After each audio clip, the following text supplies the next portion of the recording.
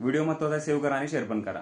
नुकतीच माझ्याकडे एक केस आली होती ज्याच्यामध्ये मुलीचं वय हे 18 कंप्लीट होतं आणि मुलाचं वय 21 कंप्लीट नव्हतं आणि त्या दोघांनी लग्न केलं होतं। तर हे लग्न व्हॅलिड आहे का किंवा ह्या लग्नामध्ये अडचण कोणाची आहे किंवा चूक कोणाची आहे?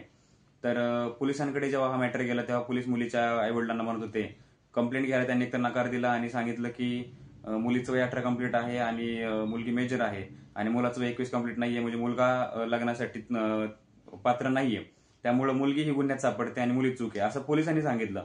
परंतु असं काही नाहीये, कारण लग्नाचं वय आणि मेजॉरिटीचं वय हे वेगवेगळ्या गोष्टींवरती आधारित केलेलं किंवा नेमलेलं आहे। त्यामुळे दोघांचंही 18 कंप्लीट असल्याने दोघंही मेजर आहेत आणि दोघांनाही विचार करण्याची क्षमता त्यांची आहे। त्यामुळं मुलीने आपलं जे वय होतं, लग्नाचं क्रायटेरिया होता 18चा, तो पूर्ण केलेला आहे, त्यामुळे मुलगी गुन्ह्यात सापडत नाही। मुलाचं वय 21 कंप्लीट नाहीये, त्यामुळे मुलगा गुन्ह्यात सापडतो आणि त्याची चूक आहे, त्यामुळे शिक्षा ही मुलाला होईल, मुलीला नाही। आवडला असेल तर लाईक करा, शेअर करा।